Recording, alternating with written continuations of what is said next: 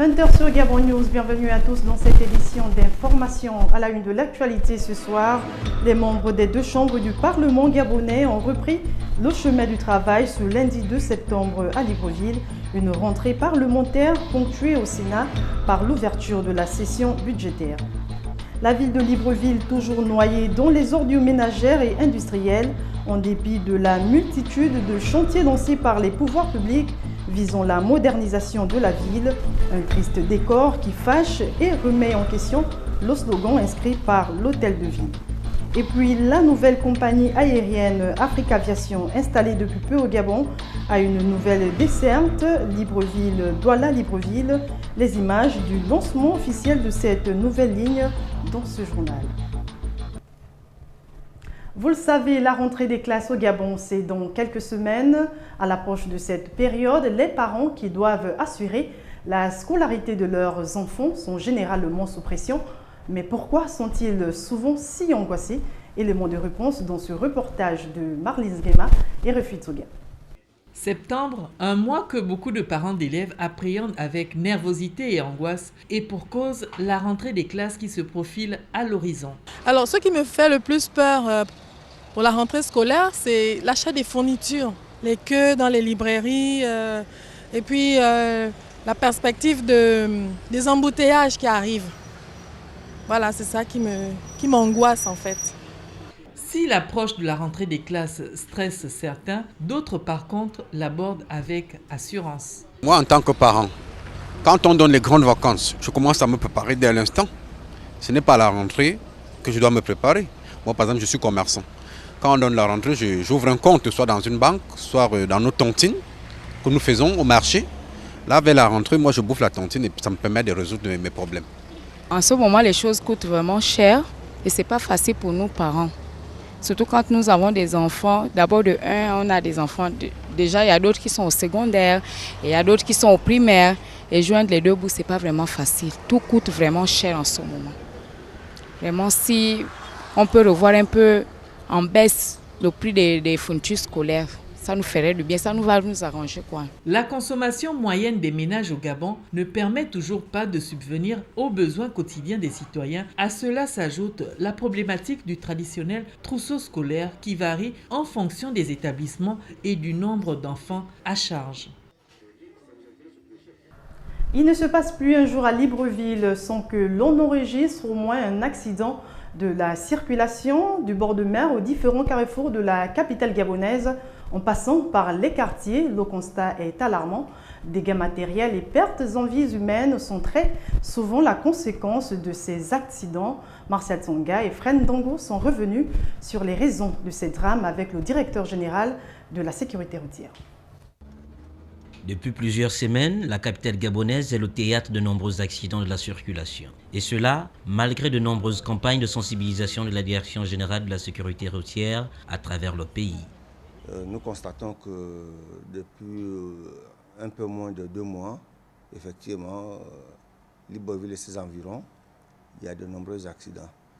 Et lorsque vous constatez ces accidents, la première chose qui ressort, s'il y a un enseignement à tirer, c'est l'alcool.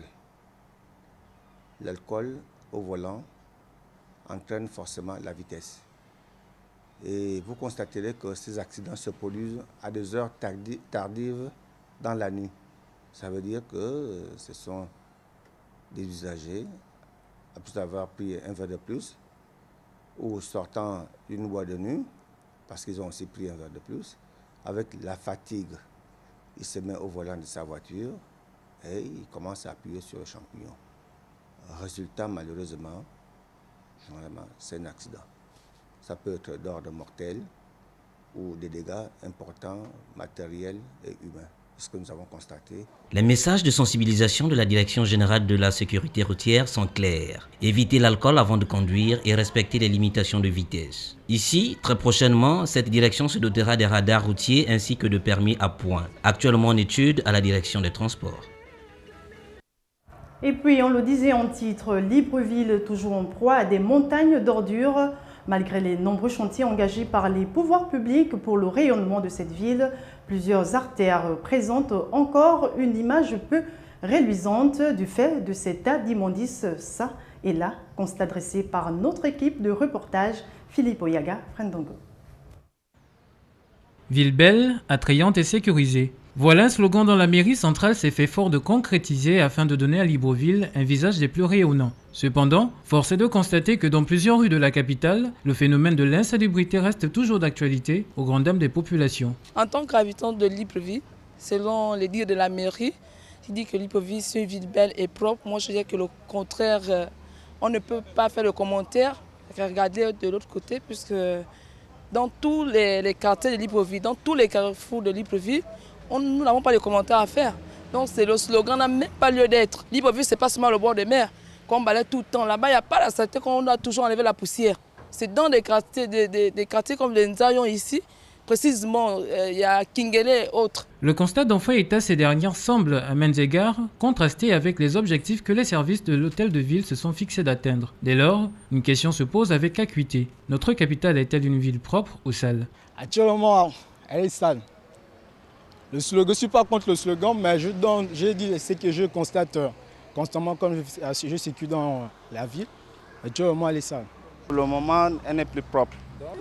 Libreville, ville sale.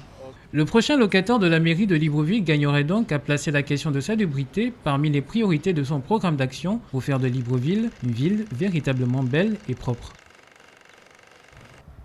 Au terme d'un mois et demi de vacances, les parlementaires des deux chambres du Parlement ont entamé leur rentrée ce lundi, d'abord en matinée pour l'Assemblée nationale, puis le Sénat dans l'après-midi, en présence du Premier ministre, des membres du gouvernement, des présidents des institutions constitutionnelles et plusieurs autres représentants et invités de marque Kenyongori, Refitsoga. Après 45 jours de vacances, les sénateurs gabonais ont repris du service ce lundi à Libreville à l'occasion de l'ouverture de la deuxième session ordinaire.